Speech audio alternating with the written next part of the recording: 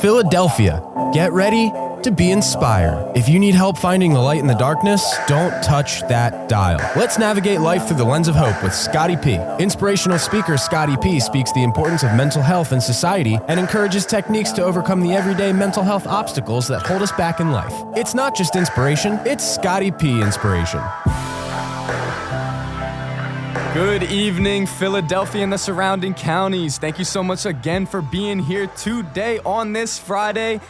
I am so thankful for you joining for another episode of the Scotty P Inspiration Show with your host, your boy Scotty P, also known as Scott Prendergast. I'm so thankful you all are here today to begin your weekend on a positive note, to be able to acknowledge your mental health, take some key strategies from what we talk about today, and apply it to your life so that we can help you to navigate life through the lens of hope. So if you're unaware, everybody, my name is Scott Prendergast, aka Scotty P. I am your host. This is my show, and I'm really excited for everything that we have to talk about today. But before that, I want to let everyone know that this show right here now today is being recorded at the WWDB studios, and if you want to watch it, you can watch reruns on www.dbam.com under the Scotty P Inspiration Show, or you can go on my YouTube channel, that's Scotty P Inspiration. You can check it out there. You can go on Spotify and search the Scotty P Inspiration Show, Apple Podcasts and search it, or even as well, you can go on any of my other social medias and find it too.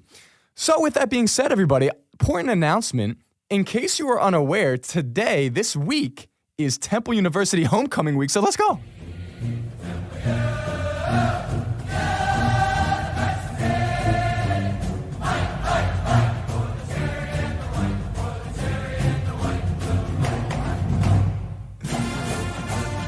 Gotta let everybody know about Temple University Homecoming Week. Temple University, if you're unaware, that is my alma mater. I graduated class of 2019, so you know I'm excited for it. We're playing Rutgers. Are we gonna win?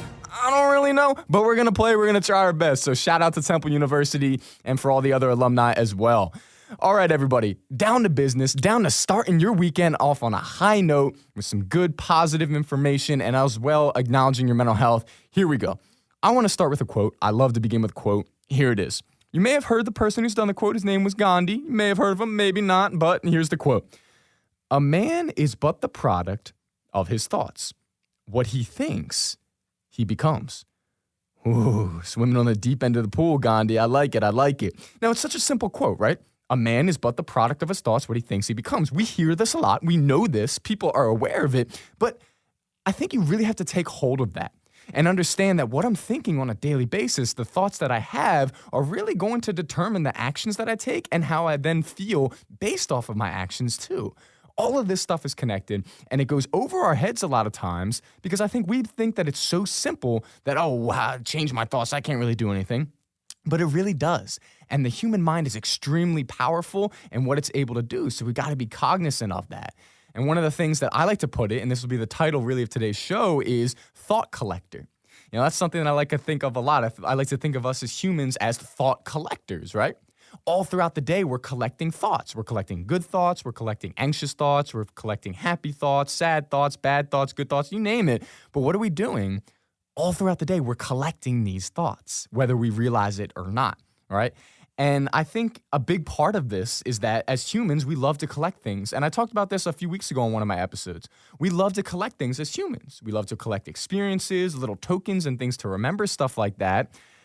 But I think subconsciously, we have a tendency to collect some of the wrong things too, mentally. You know, it's good to collect all those fun things that remind you of good memories and trips, but are we paying attention to what we're collecting up here in this noggin of ours? Are we paying attention to the experiences that we've had and how we've reacted to them and how we remember them and how we therefore incorporate them into our everyday life? Are we keeping track of that? Now, I would say for a lot of us, probably not. We're probably just letting it go on through, continuing to be thought collectors, but not really sifting through the thoughts that we have. And that is one of the most important things. And one of the things that I talk about so much is learning to become self-aware and really emotionally intelligent. And I think when you hear those words, self-aware, emotionally intelligent, they can, a little bit of a buzzword. I think in today's trendy society, people are like, I know how to be socially aware. I know how to be my thoughts and control all of it. And you hear it a lot. And if you're anything like me, sometimes it could get annoying because it's thrown around so much. People saying, practice self-awareness. But it really is important. It's really important, and it's really something that is a little bit more extensive than I think we might believe. I can go around and say, oh, I'm self-aware because I know I'm wearing gray today, but I think it's a lot deeper than that. I think what would be a more better thing would say, am I wearing gray today because my mood feels a certain way, and is this gray reflecting it? Now, if I was able to do that, now I'm really being self-aware. Now, for the listeners, I am wearing gray today, but I feel fine. My mood is great. I was just giving you an example. But I think a question that I would have for you as the listener, because I love to ask the questions for you listeners. I really want you to be engaged and involved and really be thinking as you listen to the show. I would ask you this. What thoughts are you collecting today?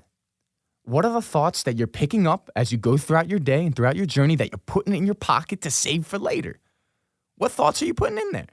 Are you putting in those good thoughts, those thoughts that are really going to propel you forward, that are going to build your confidence, build your self-esteem? Are you collecting those thoughts? Or are you letting those thoughts kind of go to the wayside? And instead, you're only picking up and collecting the thoughts such as why the reasons you can't do this or that, or all the reasons why you don't matter, or all the reasons why today won't be good because this happened to you before. Which thoughts are you picking up? And a simple question such as that, I think, can be really telling for a person to be able to understand themselves better. Because I'm a true believer that there is a reason behind everything that we do. I don't think that we do anything random. I think that everything action that we take, there's some subconscious reason behind it. I don't always know what that is. And the listener, you might not always know what that is, but I do think there's something there. And although we're not always going to be able to pinpoint what exactly it is, what we can do is we can learn to become more aware when we're doing it, when we're collecting, when we're talking, when we're feeling, and when we're taking action. And when we become more aware of these things, we're able to kind of dictate it a little bit more rather than just letting those emotions or feelings completely override us. And that right there is something I've dealt with for years. I'm a very emotional person. I'll admit it. I'll be the first one to say that, for better or for worse. It's a really good thing. It helps me at my job and to be able to connect with people.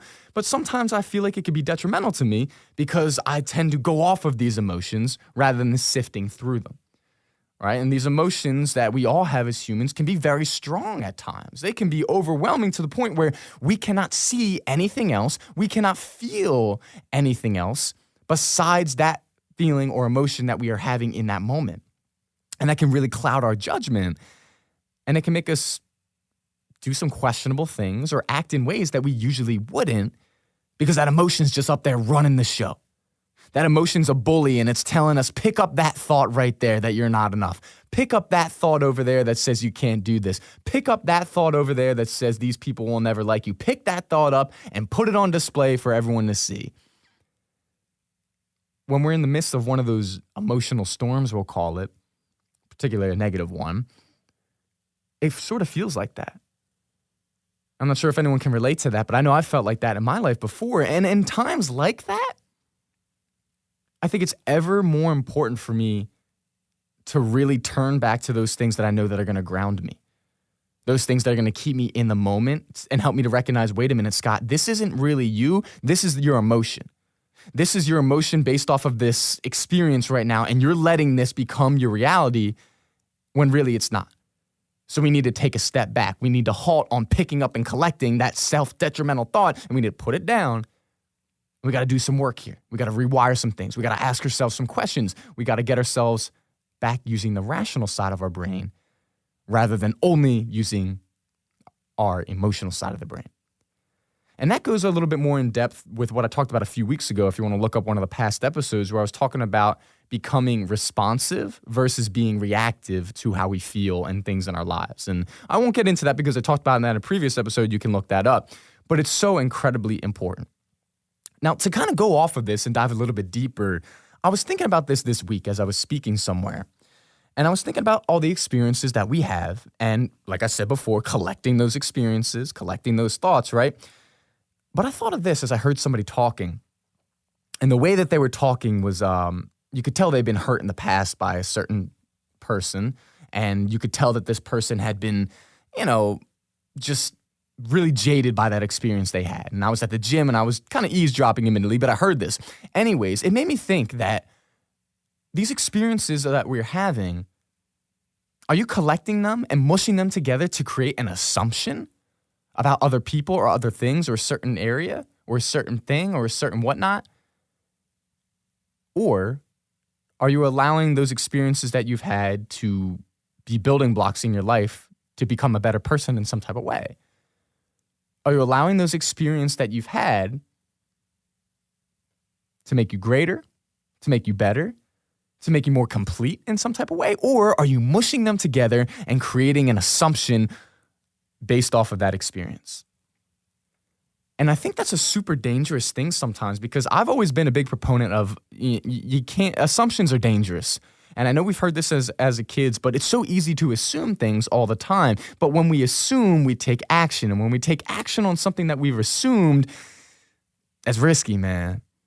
Because there's a good chance that, wait, maybe it's not right. Maybe we're not correct because we were just assuming. But our experiences all play into creating those assumptions. Personally, I don't think that an assumption happens overnight. I think people get assumptions and create assumptions through those experiences, as I said, that they've collected, that they've had. Back to the story that I was saying about overhearing that person's conversation in the gym. This person was really upset, seemingly, that they, couldn't get a certain job that they wanted. And they said that, all of these employers only want this type of person. They only want people with these qualifications. They only want people who are able to do this skill and nothing else. And I thought about it, and I knew the organization the person was talking about. And in my head, I knew that person was wrong, because I'd known other people who have that job and who have done those things who didn't fit what that person was saying. But it made me realize that, okay, this person is hurt because of an experience that they've had, and now they're taking that experience and they're turning it into a weapon of an assumption. And now they're using that assumption to persuade other people too. And you could see how that could really be just a dangerous thing. And it's all coming back to the thoughts that we collect. Because that person sharing that story, they were collecting thoughts of, I must not be good enough. I hate this company now. Right? Because of what they were collecting.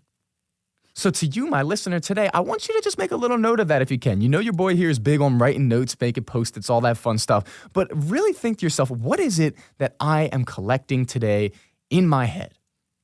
And if that means you have to literally write these little Post-its out and then pick them up and stick them on something so that you could see, okay, I'm collecting this or I'm not collecting that, then do it. But these are all practices that are going to help you to become self-aware. And when you're self-aware, it's going to help you to have a better quality of life, because you know that these feelings and these thoughts don't control you, but rather you control them. And therefore, when you control them, that's when you can really see a big difference in your life. Now, note, that doesn't mean you can control your circumstances. You can't always control what happens to you, no, but how you react to these things, we do have a little bit more of a say in that than we might think.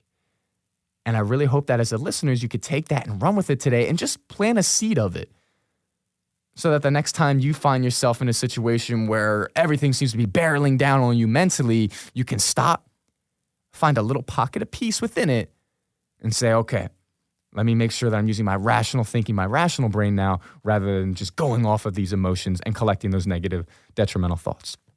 So everybody, we're going to be right back. We got so much more for the show. I really like this topic, but do not move a muscle. We will be right back after these quick commercial breaks. Hey everyone, Eric Katz here, the owner of Katz Dogs Canine. Are you working from home and need to get your dog out running around for the day?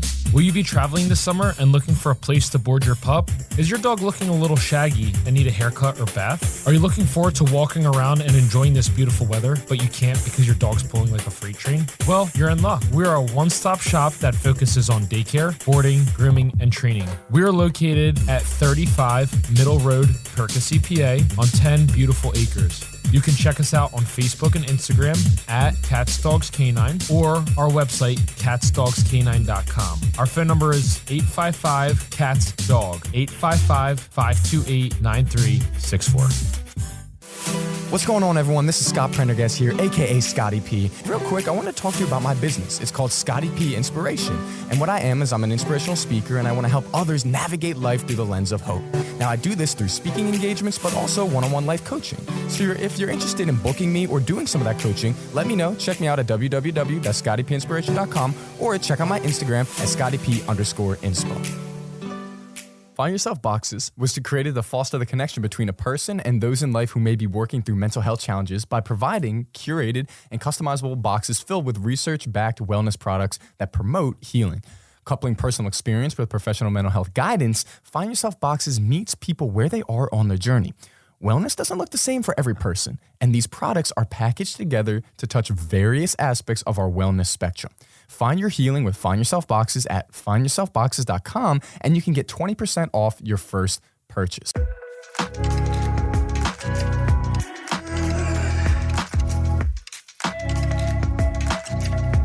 And we're back, Philadelphia and the surrounding counties. Welcome again, tuning into the Scotty P Inspiration Show with your host here, Scotty P, aka Scott Prendergast. Thank you so much, everyone, for being here today. And I really think that you're going to kickstart your weekend with some positive notes after the message that we're talking about here today. Now, once again, everybody, I am Scott Prendergast, your host, Scotty P. And if you are just tuning in right now, we have had a great episode so far. We're talking about what thoughts are you collecting on a daily basis? Good thoughts, building up thoughts, or detrimental thoughts? Thoughts that are tearing you down. Which one are you doing? We're talking all about it and how. Now we're also going to talk about how to make sure we're collecting the right ones and how to do that. But before we get to that, I think one of the things I would love to touch on here is talking about dysfunctionality. Now, when we see the dysfunction in this world, I'm sure we don't have to go far to see that. And you may know people, you may be someone who is fairly dysfunctional, as we all are. That's called being human. So make that known. We're all dysfunctional in our own ways. But what I want to talk about is dysfunctional thinking. You know, those type of thoughts that are purely dysfunctional for you. And I think a lot of times what happens is kind of like this. As we go throughout our day, as we go throughout our week, our lives, if we're not careful, we'll hop from one dysfunctional thought to another, to another, to another, and create this kind of train of dysfunction throughout our day mentally. I think we do this a lot for a lot of different reasons, but the thing is we don't always realize we're doing it, which goes back to me talking about being self-aware, right? But with this dysfunctionality, it's something that you can really get addicted to. I know that sounds a little weird. You might say, well, Scott, I don't want to be connected and addicted to dysfunction. It just happens. I get that. Nobody wants it, but it does happen. Think about it. People love drama, right? People love gossip. People love these TV shows where there's all kinds of drama and gossip going on, right? We love to watch it because it's from a third person, or not third person, we're from the outside. So we're like, oh man, I'm glad that's not happening to me, right? But it's kind of fun to watch. It's addicting, it really is. Well, in the same way, why do you think that's so addicting for us? It's so addicting for us because we're many times having those same type of drama and battles up here in our own heads. And so that's why we can relate to it, and that's why we want to watch it, because it really is just, it's comfortable and it's addicting. Because think about it. It's easier to hop from one dysfunctional thought to another, to another, to another, than it is to go from a dysfunctional thought to try to get off that kind of train and all of a sudden go to a thought that is going to be helpful in some type of way, or a thought that's going to help you to grow in some type of way. That's not easy. It's not always fun because it requires a process. It requires energy. It requires time and effort and repetition and resilience to do that. And the mind is just like any other muscle. When you first start doing things, it's going to be painful, right? Like if you go to the gym for the first time, or let's say you haven't been to the gym in a while, you go back at it, you're like, man, the next day you're struggling. You don't want to do it again, but you do because you know the results that it will produce, right? Well, I think in a lot of ways it's easier to do that physically than it is mentally, because mentally it's the same thing. We got to break that cycle. We got to get out of that dysfunctional train, dysfunctional hopping from thought to thought, and go from dysfunctional to functional. But just like you're in the gym, that's painful. It takes a little bit more time, and it's not exactly fun, and it requires more mental energy, which then makes us maybe have some anxiety about it or make us feel more tired. And all these different things are going to play into it to make it not as fun, right? But the key thing is understanding that's at first. At first. And so the same thing that made you addicted to those dysfunctional ways, dysfunctional thinking, will help you to become, in a good way, I guess, addicted to functional thinking, to thinking that's going to propel you forward and help you and create that good thought pattern rather than that negative thought pattern. And I've done episodes before where we talk about synaptic connections and neural pathways. I'm not going to get into that right now. We'll do that another time. But this stuff all requires repetition and taking that first step. So for the listener today, I want you to think about times when you have some of those dysfunctional thoughts, right? Now, I don't know what that is for you. I don't know the example because it's different for each one of us, but we all can think of dysfunctional thoughts that we've had about ourselves or about a situation in workplace, whatever it is. We all have that stuff. But the next time that you do, I want you to stop. And I want you to say, I'm getting off of this ride. I'm getting off of this dysfunctional roller coaster. I'm ending it right here, and I'm starting today on a new track. And you may do that and then continue to go back to dysfunctional thoughts. Yeah, because it's a pattern. It's going to happen. But the more that you remind yourself, the more that you make that statement mentally to yourself, it's going to start to create a little bit of a pattern over time, and you're going to see things start to change over time. Keyword there, over time, though. Okay? But I wanted to talk about that because I hear the word dysfunctional tossed around so much, and it's really used as just this battering ram. And it's also used as a crutch too sometimes. And I want to make sure that we get away from that dysfunction and that crutch of it in our mind and really learn to just create something that is going to be helpful for us and help our mindset rather than going in those circles. So I wanted to touch on that as we came back here. Now, to move on, as we're getting towards the end of the show here, one of the things that I've always been a big proponent of that goes into this is understanding that our thoughts, our own thoughts that we have, are what keep us from expanding our comfort zone. And I was thinking about this too because I was going throughout my week. Somebody was saying, and again, I overheard a conversation, and I promise I'm not a professional eavesdropper. I'm always alert and see what's going on. People were saying, oh, well, I would go out of my comfort zone, but it's just not in my personality to do so. Or, oh, well, I would do that, but I'm introverted, so I can't. Okay. I hear that and I get that because myself, I could be very introverted at times. You wouldn't think it because I'm always like having shows, and if you know me on social media, I'm very outward and friendly and going, but there are times where I could be very introverted, and I know how painful it is to try to get out of that. With that being said, I would never slap a label on myself and say, I cannot do this because I'm introverted. I cannot step out of my comfort zone because it's not in my DNA. Well, guess what? It's not in your DNA. It's not.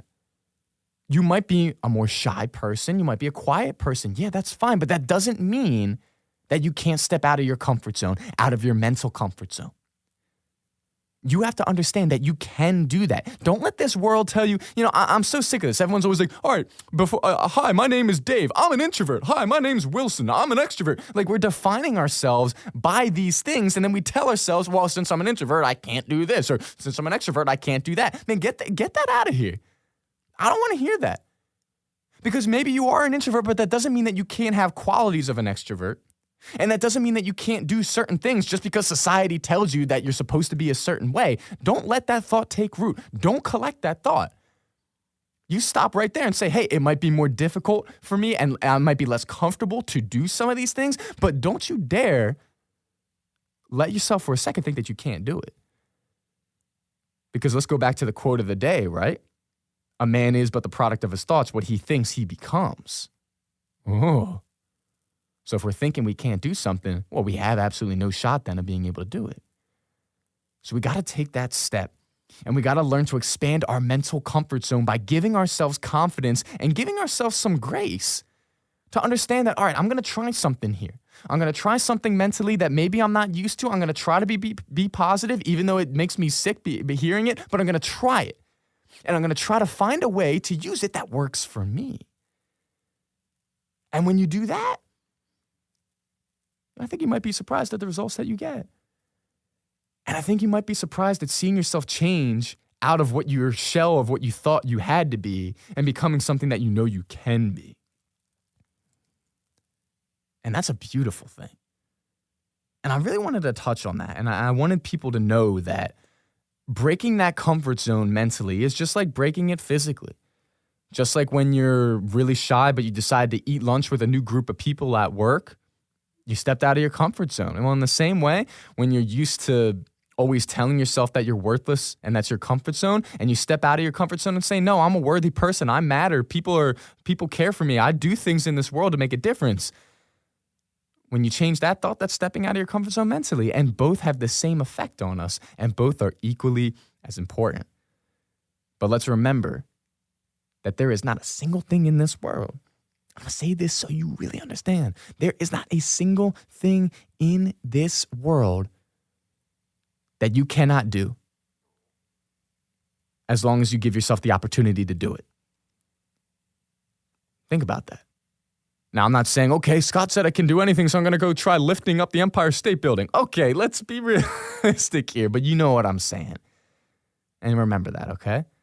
Allow yourself to try, allow yourself to feel, and allow yourself to fail and to learn from it. And realize there's beauty in that. And there's nothing wrong with that. So we got a couple more minutes left in the show here. I got about 2, something like that. But I really want you to understand this as we're wrapping things up here. We're talking about collecting thoughts, but one of the things that goes along with that is being loyal to thoughts. Being loyal to certain feelings, being loyal to what people have said about us and assuming that we have to be that because that's what somebody else said. I dealt with this for years and I really learned how to work through it. And one of the things that I want to say is that when you're loyal to something, you feel an obligation. You feel like you owe somebody something for some reason, right? Well, think about this, and this helped me a lot. You don't owe these thoughts in your head a darn thing. You don't owe the thoughts that pop in your head anything.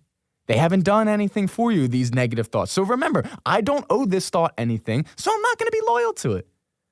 This thought didn't pay for my college. This thought wasn't standing with me through the difficult times in life. This thought just popped into my head. Why do I have to be loyal to it? Because I had the same thought when I was in 4th grade? Man, get out of here. Come on now. You don't owe those negative thoughts a single thing, and you need to know that. So break those loyalties right now. Next time you have one of those thoughts that's detrimental, say, no, I don't owe this thought anything. I don't owe this thought my time, my energy, nothing. I'm out of here. This thought, I'm breaking that loyalty. Take that and run with it, everybody. And I really hope you can. So for the last few seconds of the show here, I want to leave you with this. We're all collectors. We all collect experiences and thoughts. But we have a choice on which thoughts and experiences we're going to collect and act on and which ones we're not going to act on. So today, as you're going through collecting your thoughts, be mindful of the ones you're picking up. Be mindful of the thoughts that you're putting in your back pocket. Be mindful of the thoughts that are creating feelings and creating actions in your life. Be mindful of it all. And when you start to pick up some of those negative thoughts or detrimental thoughts, just remember to stop. And remember that you don't owe that thought a single thing, and you don't have to be loyal to it. So thank you so much for listening, everybody. This is your boy, Scotty P. Until next week, I will see you all later. Have a great time, and shout out to Temple University for homecoming weekend. Beat Rutgers. Let's go. Scotty P signing off.